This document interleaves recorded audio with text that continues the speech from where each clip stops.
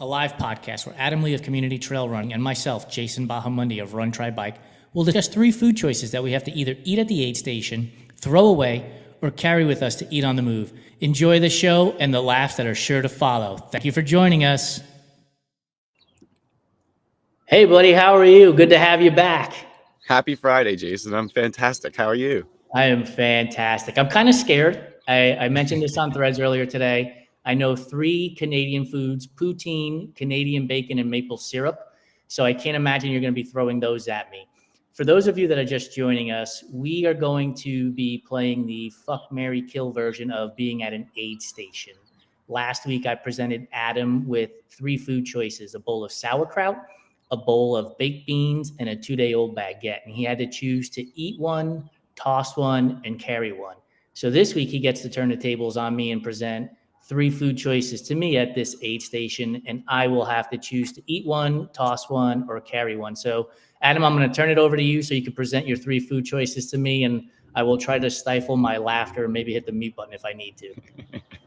I think you're going to do good. I'm not picking on you too hard here this week, but I'm definitely introducing you to some Canadian stuff, I think.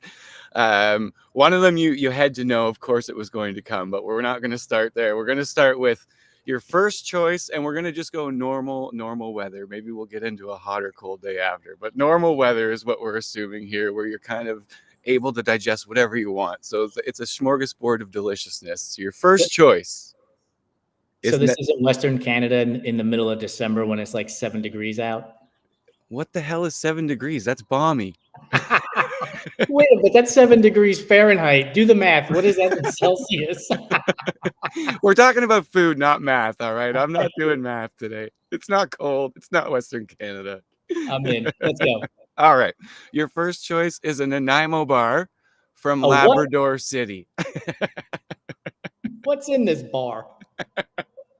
Okay, so a Nanaimo bar is actually incredible. It is from a port city on Vancouver Island called Nanaimo, but the Nanaimo bar is a dessert that requires no baking. It's named after the city, and it consists of 3 layers: a wafer, nut, walnuts, almonds, or pecans, and coconut crumb base, custard icing in the middle, and a layer of chocolate ganache on top. Oh my God. Right? Yes. That's option 1. Option 2 is candied salmon, but from Saskatchewan. Oh, wait, is that special? Well, if you're going to get salmon in Canada, it's probably not going to come from Saskatchewan, as it's a landlocked province. There are, in fact, salmon in Saskatchewan, but I don't think it's the ones you find in the seafood markets. And finally, your third choice is what you were waiting for. It's poutine, but it's anywhere that uses grated cheese, because what the hell is that?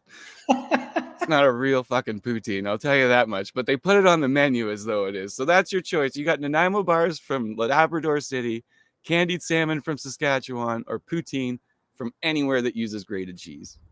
See, right about now is when we need a sponsor so I could play their video to really think about this answer.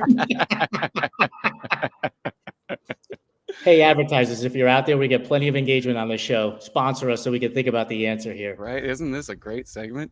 I mean, the first reaction is you got to get rid of the salmon because it's a landlocked state. It reminds me of when I lived in Phoenix and in Dallas, and they were like, there's great sushi here. I'm like, where? Like, there's no water around here. What are you talking about? Like, why would you eat sushi here? Chicken teriyaki sushi, right? Sushi, right? Yeah. Or they bring up tilapia. You can have tilapia. I'm like, no. I'm throwing away the salmon. I have to toss it. Like, landlocked seafood is definitely not a thing to enjoy. The poutine, right? So you got gravy. It's gonna get messy. Mm-hmm. But like, gravy may cause you to run into the woods halfway between this aid station and the next one too. And then what's the name of the bar again? Nanaimo. The Nanaimo bar sounds awesome, but it can melt. And so by the time you go to eat it, right, because it's covered in ganache, by the time you go to eat it, it's gonna be a mess. You might be wearing most of it. All right, so that's it. I'm gonna do this. salmon gets thrown in the garbage immediately. Like that's not even a thought process.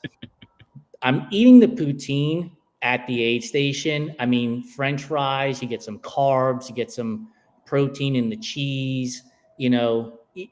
And if it causes me to have to poop in the woods, well, I'm on a trail run, so that's just part of the deal. And then I'll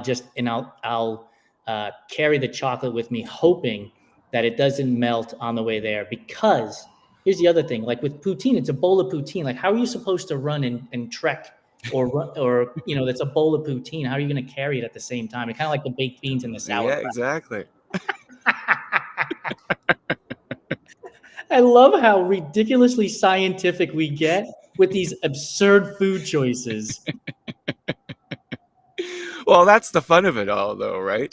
Like I remember I was pacing Allie Miller up Leadville, up Hope Pass, and I had given her a peanut butter and jelly sandwich at the 50-mile mark to carry up Hope Pass, and we were going 30-minute miles, right? So it's steep, it's 2 miles, it's an hour up, and she has the peanut butter jelly in her hand while holding onto the trekking pole, and you could just see like the jelly dripping on her hand, and everything's sliding everywhere. And now I'm envisioning like poutine. Like, how would you carry this, right? Would you like try to get a Ziploc bag and put it in there to carry it and go up and over Hope Pass?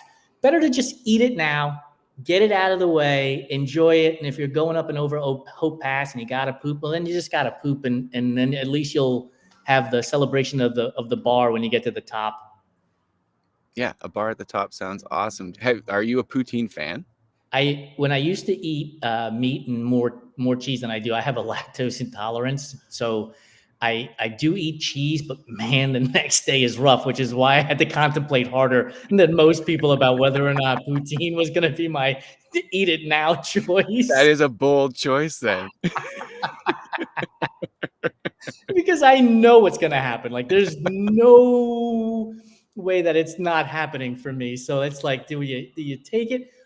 Which is also kind of why I was like, well, what if I just throw it out? Then I don't have to deal with that. But then the idea of eating landlocked salmon is easily going to cause me to have to go into the woods anyway, right? So I might as well enjoy the food if I'm gonna have to poop it out right away. 100%. If you ever get the chance to try candied salmon, though, it is fantastic. It's what is it? There's like sugar, maple syrup, salt, and it's kind of like smoked salmon, like in that way, but it's done with like a candy taste. It's so sweet and such a sweet, delicious like treat. But yeah, salmon from Saskatchewan has alliteration, so that's why it gets in there. And then yeah, here's some fish from a landlocked province, by the way, province. I'm gonna have to ask Phaedra Kennedy, who's out on the eastern side of the country in the Toronto area, to answer these questions too, about which of the 3 Canadian food choices what she would do with them, eat them, toss them, or carry them for the future. We need to get our Canadian audience to chime in on this. What would have been your choice? What would you have done? Ooh, yeah. So I think I would probably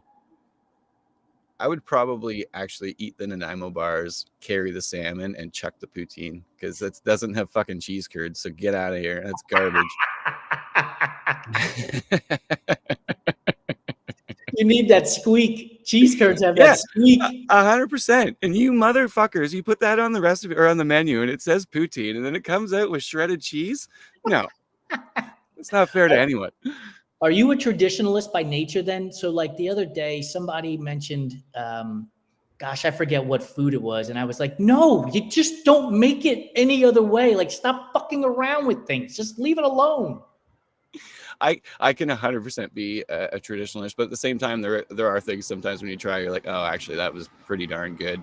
There's a place here in Vancouver, I'm talking about poutine and how it should be one certain way, but they make this lobster poutine that has like a giant lobster claw on it and like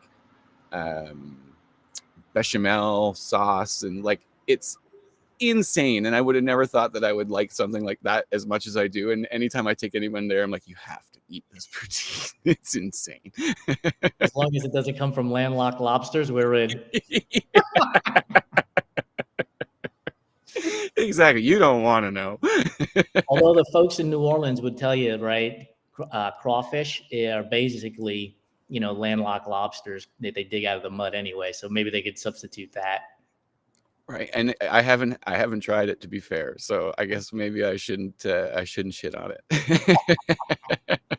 Well, dude, thank you so much for joining me again. We'll probably come back in, I think 2 weeks is what we're looking at for the next time we do Food Fight Friday at the aid station. But for those of you that are listening, there will be the regular Food Fight Friday that I do next week as well.